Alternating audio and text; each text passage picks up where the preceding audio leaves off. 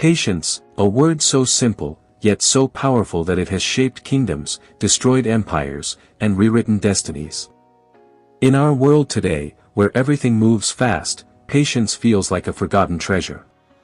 But what if I told you that one single act of patience once saved an entire kingdom? This story is not about warriors or battles, it's about silence, endurance, and the kind of strength that doesn't roar but whispers. Tonight, in Gulu's Timeless Tales, we journey back to an ancient land where a young man discovered that true power isn't in fighting or shouting, but in waiting. A secret so subtle, most people miss it.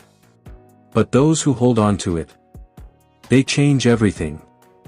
Long ago, in a kingdom surrounded by mountains and rivers, peace was crumbling. The people grew impatient with their king. Crops were failing, trade was slow, and whispers of rebellion filled the air.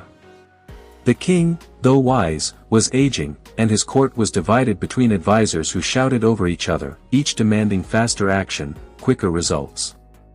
No one wanted to wait, no one believed patience could fix anything. In the midst of this chaos lived a quiet boy named Arif.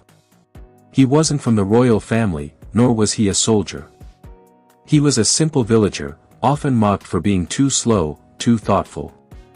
But hidden within him was an ancient secret, one his grandfather had whispered to him as a child: "Patience, my son, is the sharpest sword."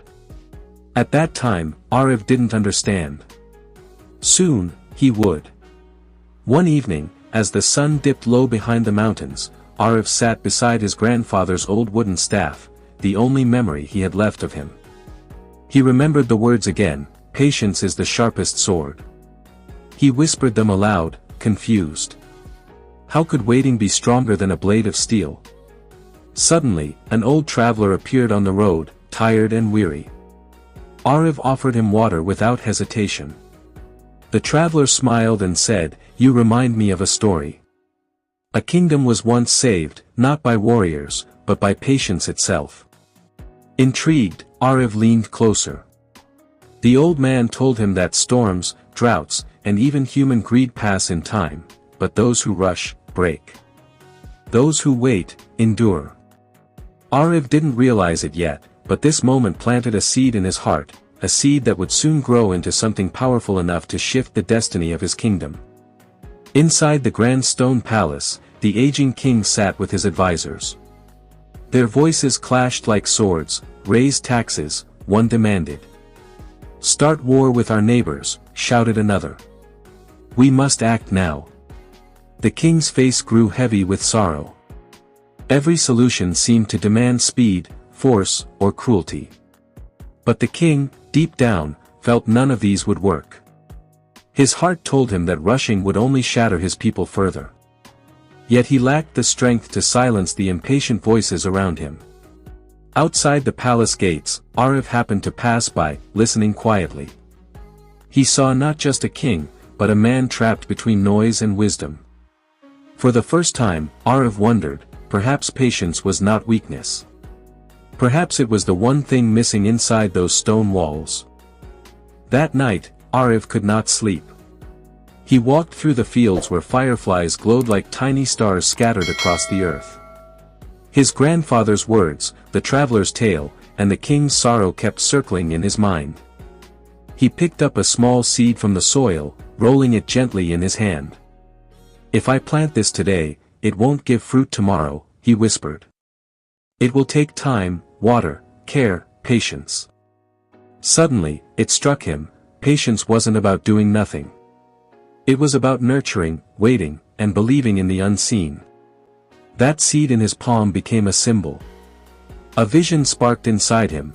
Perhaps he could remind his kingdom that waiting and wisdom were more powerful than haste and greed.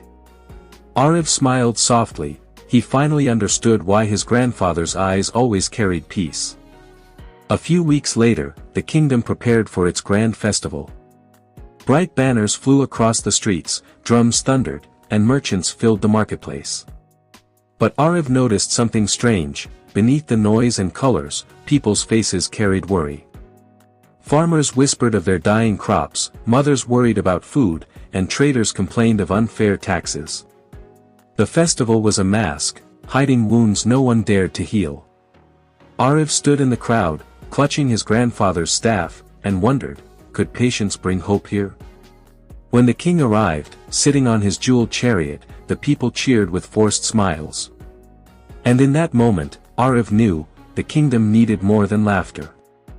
It needed a reminder of wisdom that outlasts celebration. As fate would have it, Ariv was chosen among the crowd to present a gift to the king, a simple bowl of water. Kneeling, he lifted it up with both hands. The king looked into Ariv's calm eyes and paused. In that brief silence, something passed between them. Ariv whispered, "Great king, the strongest sword is not forged of steel, it is patience." The advisors laughed, but the king raised his hand, silencing them. The boy's words echoed inside him like a forgotten prayer. That night, instead of listening to his advisors, the king asked Ariv to tell him the full meaning of patience. The palace walls, once filled with arguments, now listened to the voice of a boy. A boy who carried the wisdom of ages. Days later, Ariv walked with the king through the royal gardens. The flowers bloomed in colors beyond imagination, yet many branches were dry. Ariv stopped and pointed. These flowers bloom because they were given time. These dead branches withered because they were neglected. The king frowned, but Ariv smiled gently. A kingdom is no different. When we rush, we destroy. When we wait, nurture, and trust, life blossoms. The king's heart grew heavy. For years he had demanded quick victories, instant wealth, and faster crops. Now he saw the truth, he had demanded fruit without planting seeds. Silence fell in the garden, but in that silence, wisdom spoke louder than any trumpet. One evening, the king summoned his council. He held 2 baskets, one filled with unripe fruit, the other with seeds. "What is better?" he asked. The advisors proudly pointed to the unripe fruit, saying, "This is already here, ready to eat." But Ariv spoke softly, "The seeds may be small, but they carry endless orchards within them. Fruits feed today, but seeds feed generations." The hall fell silent. The king looked around, realizing that the boy's wisdom carried more truth than all his advisors combined. For the first time in years, the king dismissed the council and declared, "From this day, we shall not chase only today, we shall build for tomorrow." Seasons passed. With the king's new decree, farmers were given time to care for their fields instead of forced harvests. Children were taught wisdom in schools, not just numbers. Festivals returned, not as masks of sorrow, but as true celebrations of hope. Slowly, the land healed. Green fields replaced barren soil, and the rivers ran fuller. People whispered in the streets, "The king has changed, and so has the kingdom." And behind it all, the quiet wisdom of a boy guided them like a hidden star. Ariv's grandfather, sitting under his favorite tree, smiled as he watched the land transform. The seed of patience had taken root. Years later, Ariv grew into a wise man, known throughout the land as a voice of timeless truth. The king, now older, often sat with him under the shade of a great tree. Together, they watched seeds grow into trees that would outlive them both. "Patience," the king said softly, "was my greatest battle, and my greatest victory." Ariv nodded, his eyes shining with calm wisdom. The kingdom thrived not because of riches, but because of time, care, and the courage to wait. And thus, the story of patience was passed down, carried from one generation to the next, like a seed planted in every heart.